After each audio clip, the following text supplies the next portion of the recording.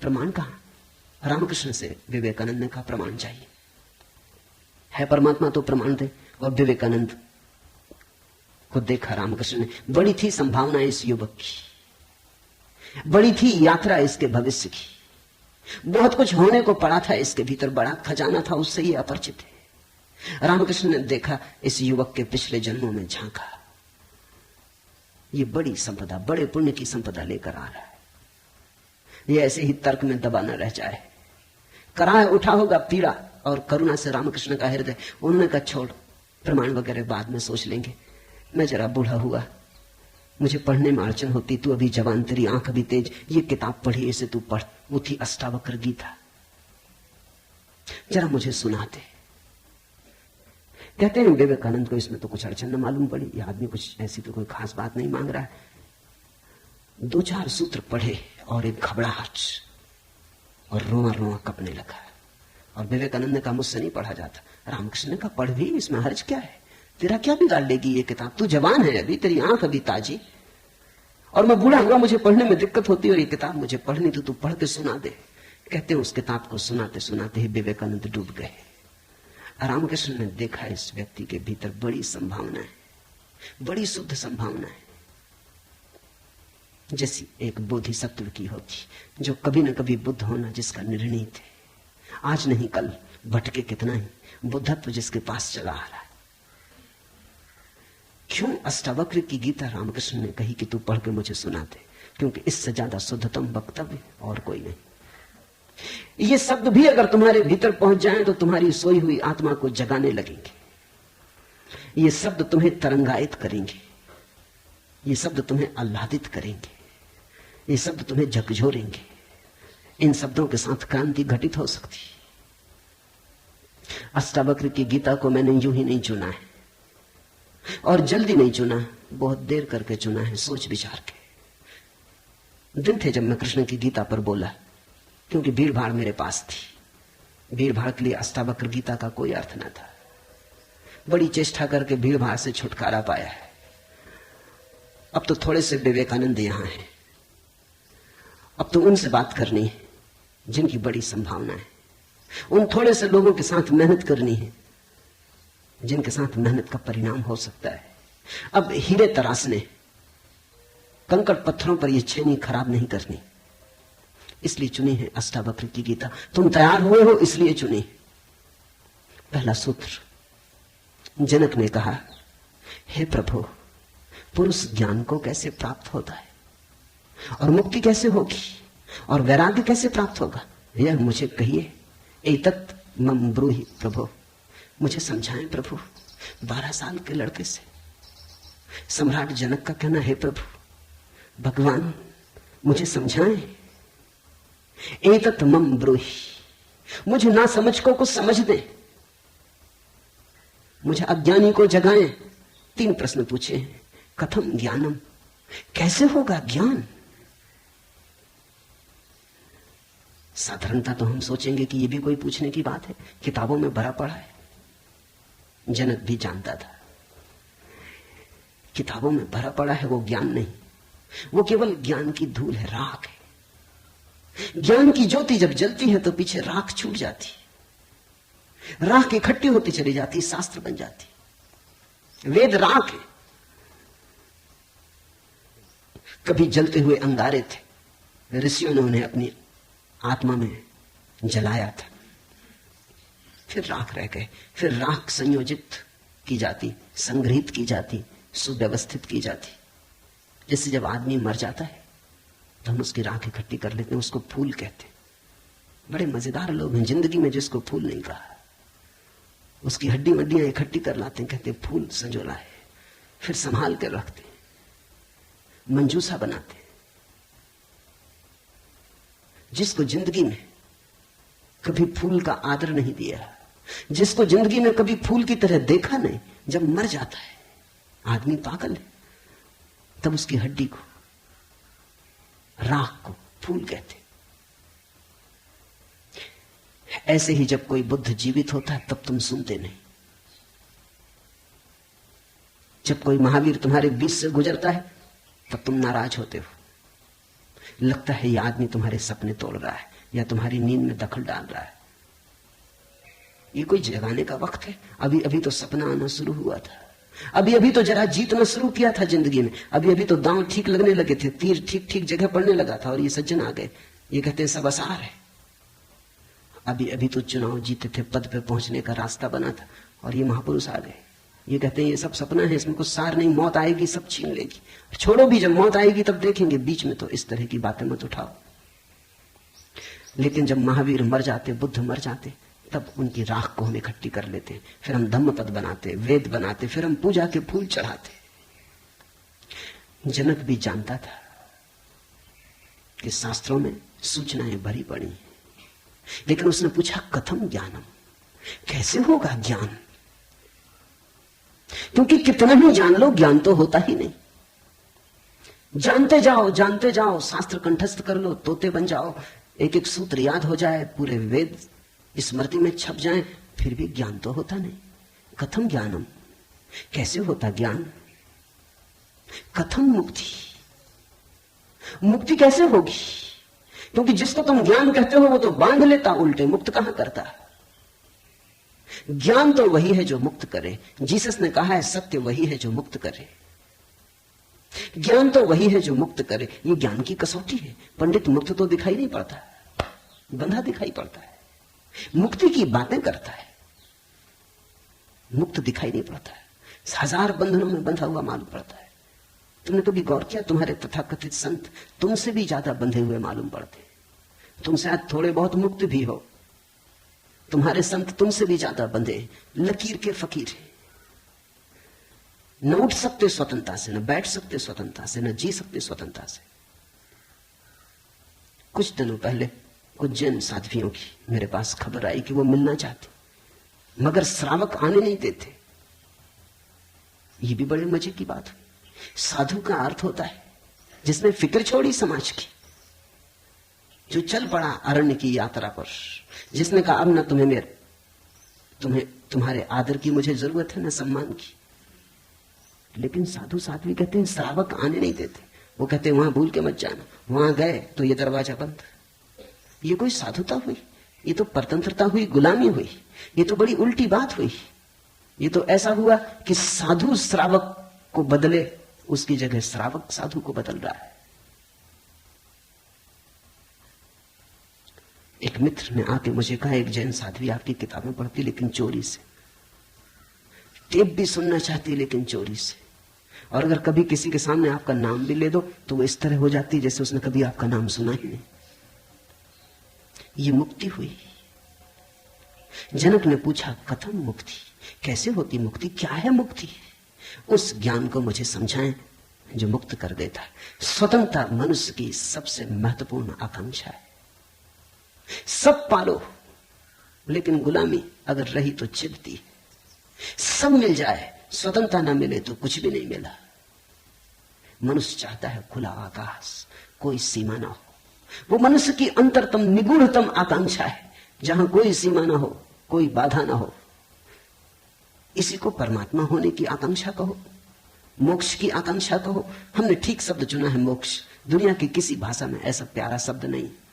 स्वर्ग, फिरदौस, इस तरह के शब्द हैं, लेकिन उन शब्दों में मोक्ष की कोई धुन नहीं है। मोक्ष का संगीत ही अनूठा है। उसका अर्थ ही केवल इतना है, ऐसी परम स्वतंत्रता जिस पर कोई बाधा नहीं है। स्वतंत्रता इतनी शुद्ध कि जिस पर कोई सीमा नहीं। पूछा जनक ने कैसे होगी मुक्ति और कैसे होगा वैराग्य? हे प्रभु मुझे समझाकर कहिए। अष्टावक्र ने गौर से देखा होगा जनक की तरफ, क्योंकि गुरु के लिए वही पहला काम है कि जब कोई जिज्ञासा करे तो वो गौर से देखे जिज्ञासा किस स्रोत से आती, पूछने वाले ने क्यों पूछा है। उत्तर तो तभी सार्थक हो सकता है जब प्रश्न क्यों किया गया है वो समझ में आ जाए, वो साफ हो जाए। ध्यान रखना, सद्ज्ञान को उपलब्ध व्यक्ति सद्गुरु तुम्हारे प्रश्न का उत्तर नहीं देता, तुम्हें उत्तर देता है। तुम क्या पूछते हो इसकी फिक्र कम है, तुमने क्यों पूछा है, तुम्हारे पूछने के पीछे अंतर चेतन में छिपा हुआ जाल क्या है। तुम्हारे प्रश्नों की आड़ में वस्तुतः कौन सी आकांक्षा छिपी है?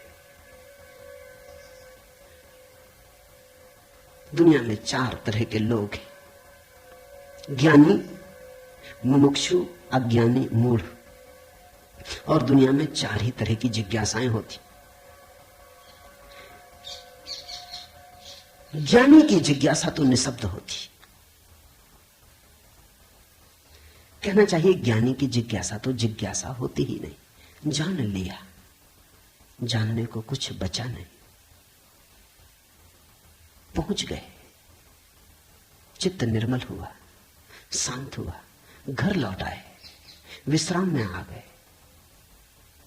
तो ज्ञानी की जिज्ञासा तो जिज्ञासा जैसी होती ही नहीं। इसका यह अर्थ नहीं कि ज्ञानी सीखने को तैयार नहीं होता। ज्ञानी तो सरल छोटे बच्चे की भांति हो जाता है, सदा तत्पर सीखने को। जितना ज्यादा तुम सीख लेते हो उतनी ही सीखने की तत्परता बढ़ जाती। जितने तुम सरल और निष्कपट होते चले जाते हो उतने ही सीखने के लिए तुम खुल जाते हो। आए हवाएं तुम्हारे द्वार खुले पाती, आए सूरज तुम्हारे द्वार पर दस्तक नहीं देनी पड़ती, आए परमात्मा तुम्हें सदा तत्पर पाता है। ज्ञानी ज्ञान को संग्रहित नहीं करता। ज्ञानी सिर्फ ज्ञान की क्षमता को उपलब्ध होता है। इस बात को ठीक से समझ लेना, क्योंकि पीछे यह काम पड़ेगी। ज्ञानी का केवल इतना ही अर्थ है कि जो जानने के लिए बिल्कुल खुला है, जिसका कोई पक्षपात नहीं, जानने के लिए जिसके पास कोई पर्दा नहीं, जिसके पास जानने के लिए कोई पूर्व नियोजित योजना ढांचा नहीं। ज्ञानी का अर्थ है ध्यानी, जो ध्यानपूर्ण है। तो देखा होगा अष्टावक्र ने गौर से जनक में झांक के, ये व्यक्ति ज्ञानी तो नहीं है, ये ध्यान को तो उपलब्ध नहीं हुआ है। अन्यथा इसकी जिज्ञासा मौन होती, उसमें शब्द ना होते। बुद्ध के जीवन में उल्लेख है, एक फकीर मिलने आया, एक साधु मिलने आया, एक परिव्राजक घुमक्कड़। उसने आके बुद्ध से कहा, पूछने योग्य शब्द मेरे पास नहीं, क्या पूछना चाहता हूं उसे शब्दों में बांधने की मेरे पास कोई कुशलता नहीं। आप तो जानते ही हैं, समझ ले, जो मेरे योग को कहते हैं। ये ज्ञानी की जिज्ञासा है। बुद्ध चुप बैठे रहे, उन्होंने कुछ भी ना कहा। घड़ी भर बाद जैसे कुछ घटा। वो जो आदमी चुपचाप बैठा बुद्ध की तरफ देखता रहा था, उसकी आंख से आंसुओं की धार लग गई। चरणों में झुका, नमस्कार किया और कहा, धन्यवाद, खूब धन्यभागी, जो लेने आया था आपने दिया। वो उठ के चला भी गया। उसके चेहरे पे अपूर्व आभा थी, वो नाचता हुआ गया। बुद्ध के आसपास के शिष्य बड़े हैरान हुए, आनंद में पूछा, बनते भगवान, पहेली हो गई।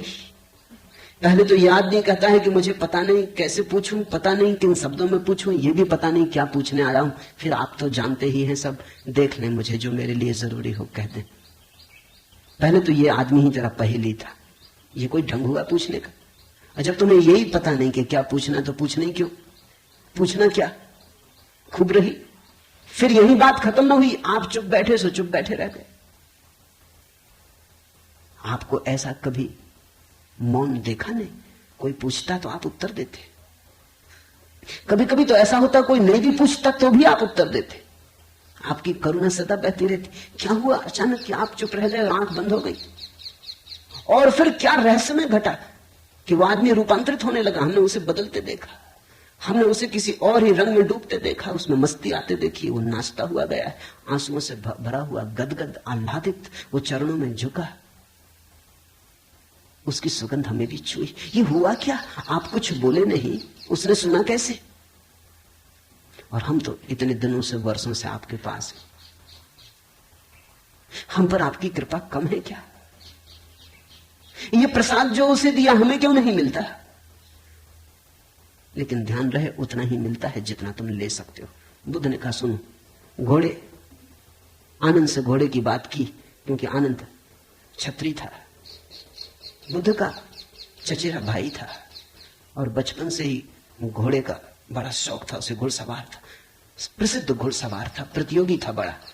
उसने कहा सुन आनंद, बुद्ध ने कहा घोड़े 4 प्रकार के होते, एक तो मारो भी तो भी टस से मस नहीं होते, रद्दी से रद्दी घोड़े, जितना मारो उतना ही हठ योगी हो जाते हैं, बिल्कुल हट बांध के खड़े हो जाते। तुम मारो तो वो जिद बना लेते हैं कि देखें कौन जीतता। फिर दूसरे तरह के घोड़े होते हैं, मारो तो चलते हैं, न मारो तो नहीं चलते, कम से कम पहले से बेहतर। फिर तीसरे तरह के घोड़े होते हैं, कोड़ा फटकारो, मारना काफी जरूरी नहीं, सिर्फ कोड़ा फटकारो, आवाज काफी, और भी कुलीन होते, दूसरे से भी बेहतर। फिर आनंद, तुझे जरूर पता होगा ऐसे भी घोड़े होते हैं कि कोड़े की छाया देख के भागते हैं, फटकारना भी नहीं पड़ता। ये ऐसा ही घोड़ा था, छाया काफी। अष्टावक्र ने देखा होगा गौर से, जब तुम आके मुझसे कुछ पूछते हो तो तुम्हारे प्रश्न से ज्यादा महत्वपूर्ण सवाल तुम हो। कभी कभी तुम्हें भी ऐसा लगता होगा कि तुमने जो नहीं पूछा था वो मैंने उत्तर दिया है, और कभी कभी तुम्हें ऐसा भी लगता होगा कि शायद मैं टाल गया तुम्हारे प्रश्न को, बचाव कर गया, कुछ और उत्तर दे गया हूं। लेकिन सदा तुम्हारी भीतरी जरूरत ज्यादा महत्वपूर्ण। तुम क्या पूछते हो ये उतना महत्वपूर्ण नहीं, क्योंकि तुम्हें खुद ही ठीक पता नहीं तुम क्या पूछते हो, क्यों पूछते हो। उत्तर वही दिया जाता है जिसकी तुम्हें जरूरत है, तुम्हारे पूछने से कुछ तय नहीं होता। देखा होगा अष्टावक्र ने ज्ञानी तो नहीं है जनक, अज्ञानी है, फिर क्या, अज्ञानी भी नहीं, क्योंकि अज्ञानी तो अकड़ीला अकड़ा से भरा होता है, अज्ञानी तो झुकना जानता ही नहीं। ये तो मुझ 12 साल की उम्र के लड़के के पैरों में झुक गया, साष्टांग दंडवत की। ये अज्ञानी के लिए असंभव है। अज्ञानी तो समझता है कि मैं जानता ही हूं, मुझे कौन समझाएगा। अज्ञानी अगर कभी पूछता भी है तो तुम्हें गलत सिद्ध करने को पूछता है, क्योंकि अज्ञानी तो ये मान के चलता है कि पता तो मुझे है ही, देखे इनको भी पता है या नहीं। अज्ञानी परीक्षा के लिए पूछता है। नहीं, इसकी आंखें जनक की तो बड़ी निर्मल है। मुझ 12 साल के अनजान अपरिचित लड़के को सम्राट होते हुए भी इसने कहा एतत् मम ब्रूहि प्रभु, हे प्रभु मुझे समझा के कहें। नहीं, ये विनयशील है, अज्ञानी तो नहीं। मूढ़ है क्या फिर? मूढ़ तो पूछते ही नहीं। मूढ़ों को तो पता ही नहीं कि जीवन में कोई समस्या है। मूढ़ और बुद्ध पुरुषों में एक समानता है, बुद्ध पुरुषों के लिए कोई समस्या नहीं रही, मूढ़ों के लिए अभी समस्या उठी ही नहीं। बुद्ध पुरुष समस्या के पार हो गए, मूढ़ अभी समस्या के बाहर है। मूढ़ तो इतना मूर्छित है, उसे कहां सवाल, कथम ज्ञानम, मूढ़ पूछेगा कथम मुक्ति, मूढ़ पूछेगा कैसे होगा वैराग्य, मूढ़ पूछेगा असंभव। मूढ़ अगर पूछेगा भी तो पूछता है राग में सफलता कैसे मिलेगी। मूढ़ अगर पूछता भी है तो पूछता है संसार में और थोड़े ज्यादा दिन कैसे रहना हो जाए, मुक्ति नहीं। मूढ़ पूछता है बंधन सोने के कैसे बने, बंधन में हीरे जवाहरात कैसे जड़े। मूढ़ पूछता भी है तो ऐसी बातें पूछता है। ज्ञान, मूढ़ तो मानता ही नहीं कि ज्ञान हो सकता है, वो तो संभावना को स्वीकार नहीं करता, वो तो कहता कैसा ज्ञान। मूढ़ तो पशुवत जीता है। नहीं, ये जनक मूढ़ भी नहीं, मुमुक्षु है। मुमुक्षु शब्द समझना जरूरी है। मोक्ष की आकांक्षा, मुमुक्षा। अभी मोक्ष के पास नहीं पहुंचा, ज्ञानी नहीं है। मोक्ष के प्रति पीठ करके नहीं खड़ा, मूढ़ नहीं है। मोक्ष के संबंध में कोई धारणाएं पकड़ के नहीं बैठा, अज्ञानी भी नहीं है, मुमुक्षु है। मुमुक्षु का अर्थ है सरल है इसकी जिज्ञासा, न मूढ़ता से अपवित्र हो रही है, न अज्ञानपूर्ण धारणाओं से विकृत हो रही है। शुद्ध है इसकी जिज्ञासा, सरल चित्त से पूछा है। अष्टावक्र ने कहा हे प्रिय, यदि तू मुक्ति को चाहता है तो विषयों को विष के समान छोड़ दे और क्षमा आर्जव, दया, संतोष और सत्य को अमृत के समान सेवन कर। मुक्ति मिच्छसि चेतात विषयान विस्वत्यज। शब्द विषय बड़ा बहुमूल्य है, वो विष से ही बना है। विष का अर्थ होता है जिसे खाने से आदमी मर जाए। विषय का अर्थ होता है जिसे खाने से हम बार बार मरते, बार बार भोग, बार बार भोजन, बार बार महत्वाकांक्षा, ईर्ष्या, क्रोध, जलन, बार बार इन्हीं को खा खा के तो हम मरे, बार बार इन्हीं के कारण तो मरे। अब तक हमने जीवन में जीवन कहां जाना, मरने को ही जाना है। अब तक हमारा जीवन, जीवन की प्रज्वलित ज्योति कहां, मृत्यु का ही धुआं। जन्म से लेकर मृत्यु तक हम मरते ही तो हैं, धीरे धीरे जीते कहां, रोज रोज मरते। जिसको हम जीवन कहते हैं वो एक सतत मरने की प्रक्रिया है। अभी हमें जीवन का तो पता ही नहीं, तो हम जिएंगे कैसे? ये शरीर तो रोज क्षीण होता चला जाता है, ये बल तो रोज खोता चला जाता है, ये भोग और विषय तो रोज हमें चूसते चले जाते, जरा जीर्ण करते चले जाते। ये विषय और कामनाएं तो छेदों की तरह, इनसे हमारी ऊर्जा और आत्मा रोज बहती चली जाती। आखिर में घड़ा खाली हो जाता, उसको हम मृत्यु कहते।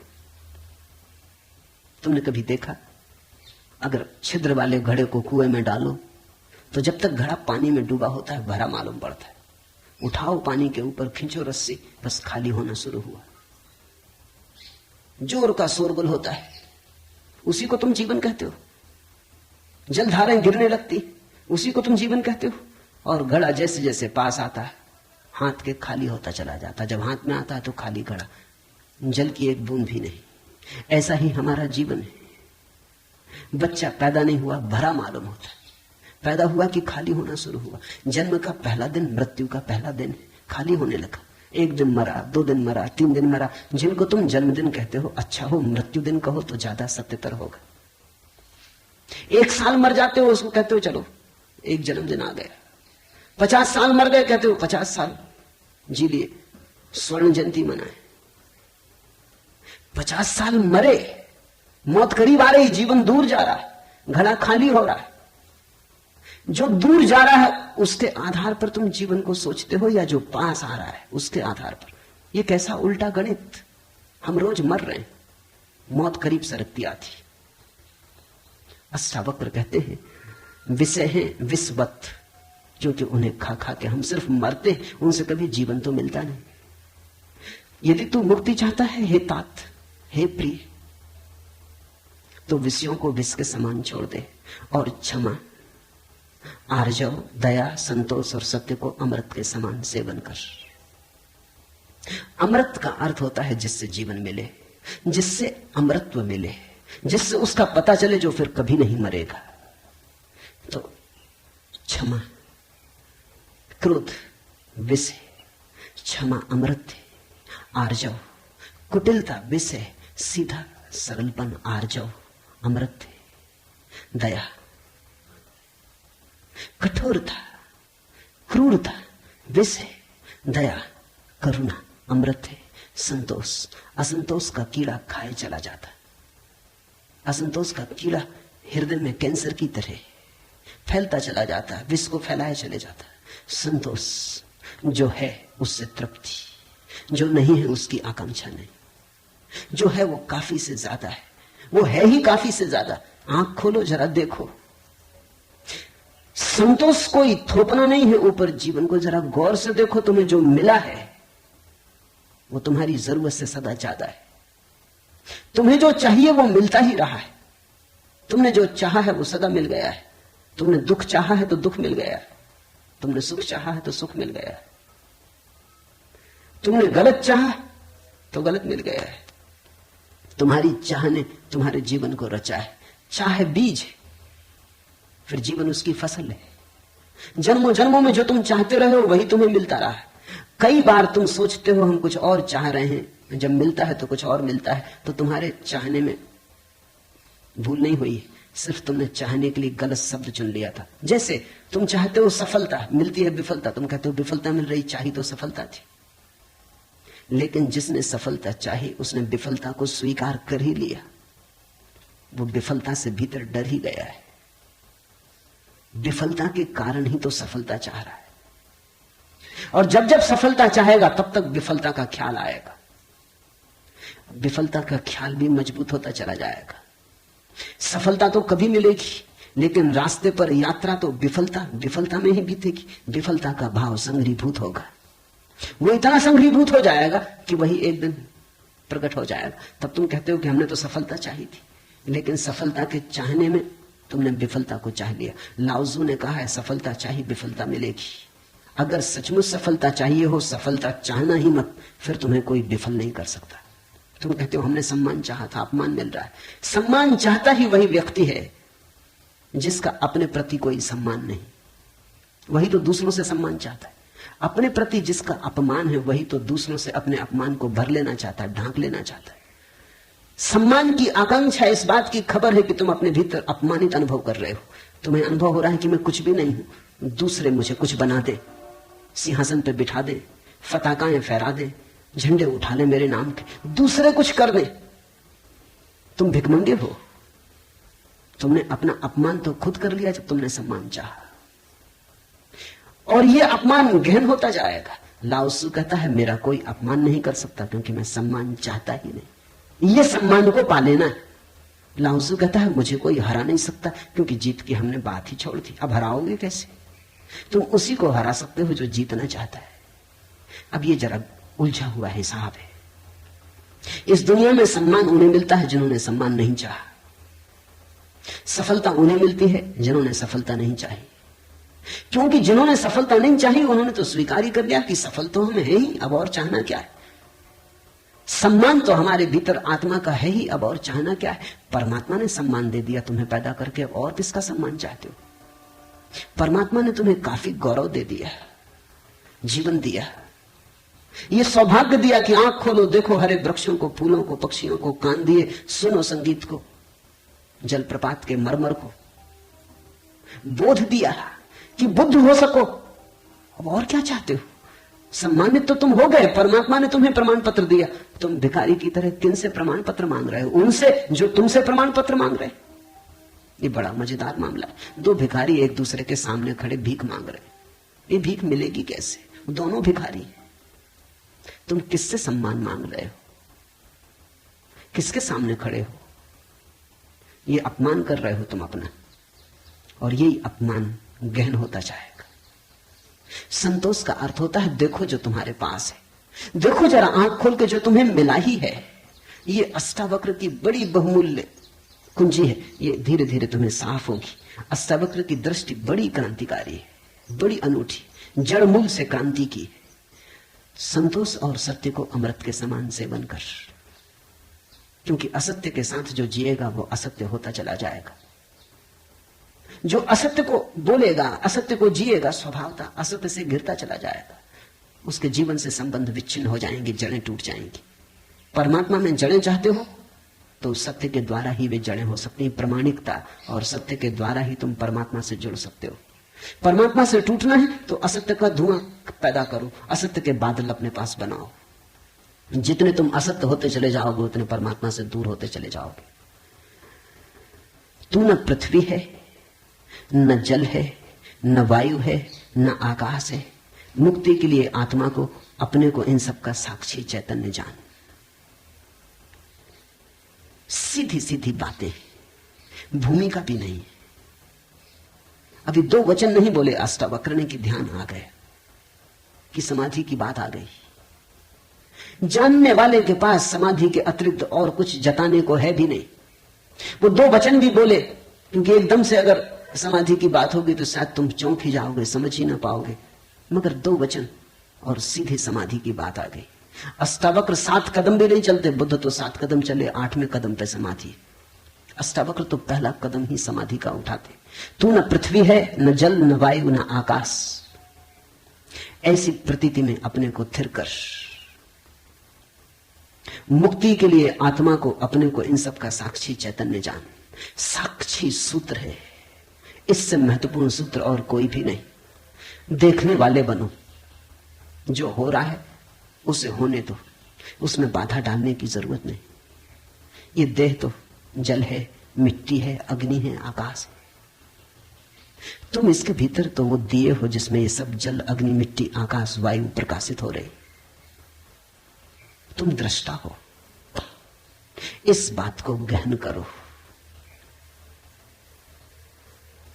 साक्षिणाम चिद्रूपम आत्मानम विद्धि, ये इस जगत में सर्वाधिक बहुमूल्य सूत्र है। साक्षी बनो। इसी से होगा ज्ञान, इसी से होगा वैराग्य, इसी से होगी मुक्ति। प्रश्न 3 थे, उत्तर 1 है। यदि तू देह को अपने से अलग कर और चैतन्य में विश्राम कर स्थित है तो तू अभी ही सुखी, शांत और बंध मुक्त हो जाएगा। इसलिए मैं कहता हूं, यह जड़ मूल से क्रांति है। पतंजलि इतनी हिम्मत से नहीं कहते कि अभी ही। पतंजलि कहते हैं करो अभ्यास, यम नियम साधो, प्राणायाम, प्रत्याहार, आसन, शुद्ध करो। जन्म जन्म लगेंगे तब सिद्धि है। महावीर कहते हैं पंच महाव्रत, और तब जन्म जन्म लगेंगे, तब होगी निर्जरा, तब कटेगा जाल कर्मों का। सुनो अष्टावक्र को, यदि देहम पृथकृत्य चित्ति विश्राम तिष्ठसि अधुनैव सुखी शांतो बंध मुक्तो भविष्यसि। अधुनैव, अभी, यहीं, इसी क्षण।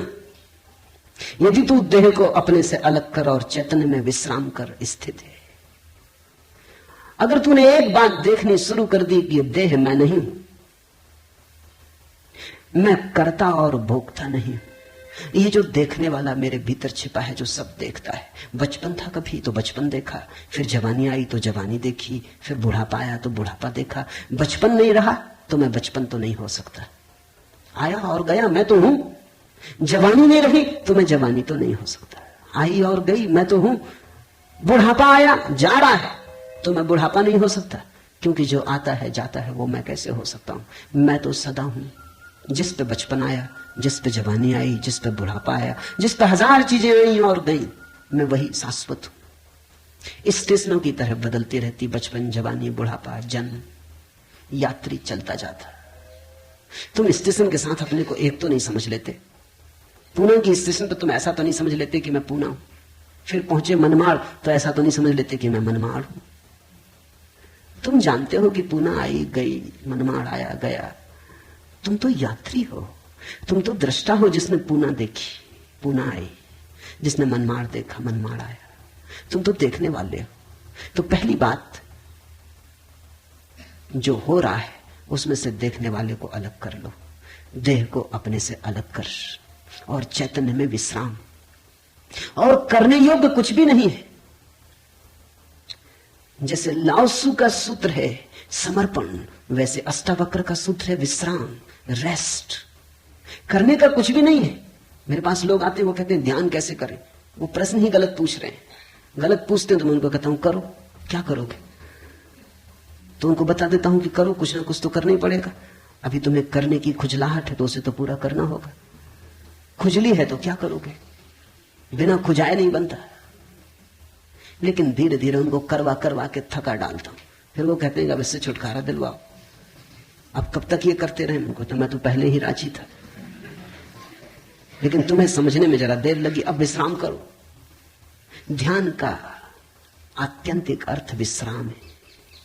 चित्ति विश्राम तिष्ठसि, जो विश्राम में ठहरा देता अपने चेतना को, जो होने मात्र में ठहर जाता, कुछ करने को नहीं। क्योंकि जिसे तुम खोज रहे हो वो मिला ही हुआ है। क्योंकि जिसे तुम खोज रहे हो उसे कभी खोया ही नहीं, उसे खोया नहीं जा सकता। वही तुम्हारा स्वभाव है। अयम आत्मा ब्रह्म, तुम ब्रह्म हो, अनल हक, तुम सत्य हो। कहां खोजते हो? कहां भागे चले जाते हो? अपने को ही खोजने कहां भागे चले जाते हो? रुको, ठहरो। परमात्मा दौड़ने से नहीं मिलता, क्योंकि परमात्मा दौड़ने वाले में छिपा है। परमात्मा कुछ करने से नहीं मिलता, क्योंकि परमात्मा करने वाले में छिपा है। परमात्मा के होने के लिए कुछ करने की जरूरत ही नहीं, तुम हो ही। इसलिए अष्टावक्र कहते हैं चित्त विश्राम, विश्राम करो, ढीले छोड़ो अपने को, ये तनाव छोड़ो। कहां जाते? कहीं जाने को नहीं, कहीं पहुंचने को नहीं। और चैतन्य में विश्राम, तो तू अभी ही इसी क्षण अधुनैव सुखी शांत और बंध मुक्त हो जाएगा। अनूठा है वचन, नहीं कोई और शास्त्र इसका मुकाबला करता है। तू ब्राह्मण आदि वर्ण नहीं, और न तू कोई आश्रम वाला है, और न आंख आदि इंद्रियों का विषय। असंग और निराकार, तू सबका विश्व का साक्षी है, ऐसा जानकर सुखी हो। अब ब्राह्मण कैसे टीका लिखे? तू ब्राह्मण आदि वर्ण नहीं। अब हिंदू इस शास्त्र को कैसे सिर पर उठाएं? क्योंकि उनका तो सारा धर्म वर्ण और आश्रम पे खड़ा है, और ये तो पहले से ही अष्टावक्र जड़ काटने लगे। वो कहते हैं तू कोई ब्राह्मण नहीं है, ना कोई शूद्र है, ना कोई क्षत्रिय है। ये सब बकवास है, ये सब ऊपर के आरोपण है, ये सब राजनीति और समाज का खेल है। तू तो सिर्फ ब्रह्म है, ब्राह्मण नहीं, क्षत्रिय नहीं, शूद्र नहीं, तू ब्राह्मण आदि वर्ण नहीं, और न तू कोई आश्रम वाला है, और न तो यह है कि तू ब्रह्मचर्य आश्रम में है, कि गृहस्थाश्रम में है, कि वानप्रस्थ की संन्यास, कोई आश्रम वाला नहीं है। तू तो इन सारी स्थानों के भीतर से गुजरने वाला दृष्टा साक्षी। अष्टावक्र की गीता हिंदू दावा नहीं कर सकते हमारी, अष्टावक्र की गीता सबकी है।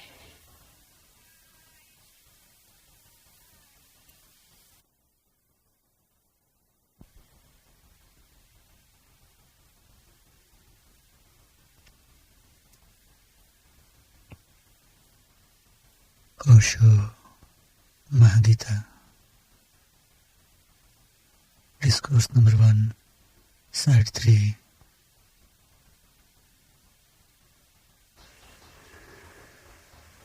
अगर अष्टावक्र के समय में मुसलमान होते, हिंदू होते, ईसाई होते, तो उन्होंने कहा होता न तू हिंदू है, न तू ईसाई है, न तू मुसलमान है। अब ऐसे अष्टावक्र को कौन मंदिर बनाए? इसके लिए कौन इसके शास्त्र को सिर पर उठाए? कौन दावेदार बने? क्योंकि ये सभी का निषेध कर रहे हैं। मगर ये सत्य किसी की घोषणा है, असंग और निराकार, तू सबका विश्व का साक्षी है, ऐसा जानकर सुखी हो। अष्टावक्र ये नहीं कहता कि ऐसा तुम जानोगे तो फिर सुखी होगे। वचन को ठीक से सुनना, अष्टावक्र कहते हैं ऐसा जानकर सुखी हो। न त्वम विप्रादिको वर्णो नाश्रमी नाक्ष गोचरा, असंगो असि निराकारो विश्व साक्षी सुखी भव। सुखी भव, अभी हो सुखी। जनक पूछते हैं कैसे सुख होगा, कैसे बंधन मुक्ति होगी, कैसे ज्ञान होगा? अष्टावक्र कहता है अभी हो सकता है, क्षण मात्र की भी देर करने की कोई जरूरत नहीं है।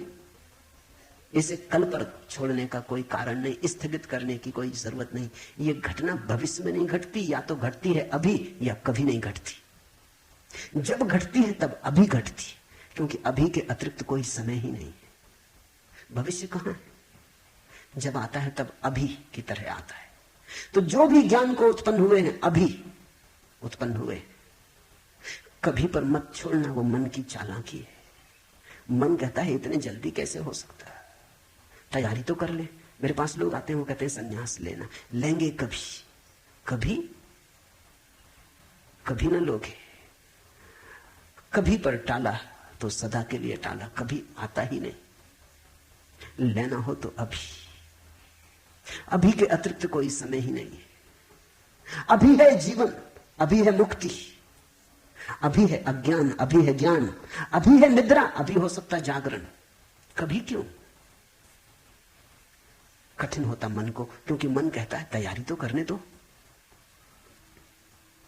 मन कहता है कोई भी काम तैयारी के बिना कैसे घटता। आदमी को विश्वविद्यालय से प्रमाण पत्र लेना है तो वर्षों लगते, डॉक्टरेट करनी है तो 20-25 साल लग जाते, मेहनत करते करते फिर आदमी आके डॉक्टर हो पाता। अभी कैसे हो सकते? अष्टावक्र भी जानते, दुकान करनी हो तो अभी थोड़ी खुल जाएगी। इकट्ठा करना पड़े, आयोजन करना पड़े, सामान लाना पड़े, दुकान बनानी पड़े, ग्राहक खोजने पड़े, विज्ञापन भेजना पड़े, वर्षों लगते हैं। इस जगत में कोई भी चीज अभी तो घटती नहीं, क्रम से घटती है। ठीक है, अष्टावक्र भी जानते हैं, मैं भी जानता हूं। लेकिन एक घटना यहां ऐसी है जो अभी घटती है, वो परमात्मा है। वो तुम्हारी दुकान नहीं, न तुम्हारा परीक्षालय, न तुम्हारा विश्वविद्यालय। परमात्मा क्रम से नहीं घटता, परमात्मा घट ही चुका है। आंख भर खोलने की बात है, सूरज निकल ही चुका है। सूरज तुम्हारे आंख के लिए नहीं रुका है कि तुम जब आंख खोलोगे तब निकलेगा। सूरज निकल ही चुका है, प्रकाश सब तरफ भरा ही है, अहर्निश गूंज रहा उसका नाद, ओंकार की धुन सब तरफ गूंज रही है, सतत अनाहत चारों तरफ गूंज रहा है। खोलो कान, खोलो आंख। आंख खोलने में कितना समय लगता है, उतना समय भी परमात्मा को पाने में नहीं लगता। पल तो लगता है, पलक के झपने में।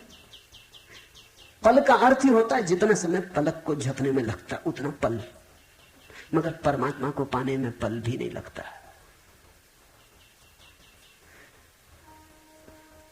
विश्व साक्षी असंगो वसी निराकारो सुखी भव, अभी हो सुखी। उधार नहीं है अष्टावक्र का धर्म, नगद कैश। हे व्यापक, धर्म और अधर्म, सुख और दुख मन के, धर्म और अधर्म, सुख और दुख मन के तेरे लिए नहीं।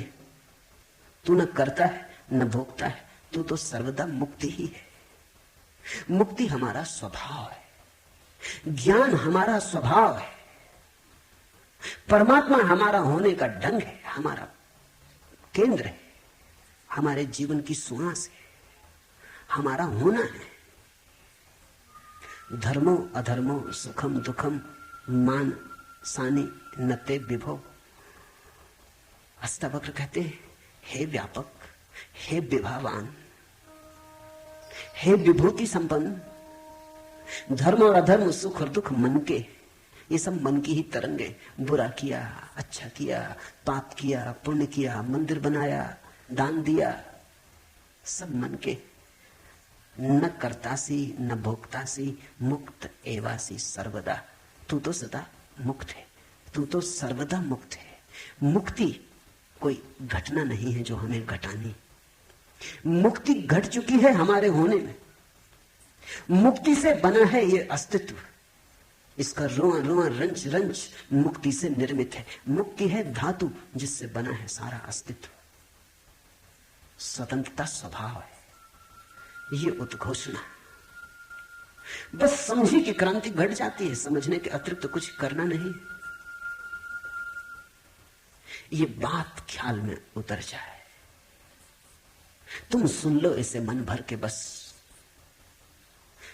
तो आज इतना ही कहना चाहूंगा।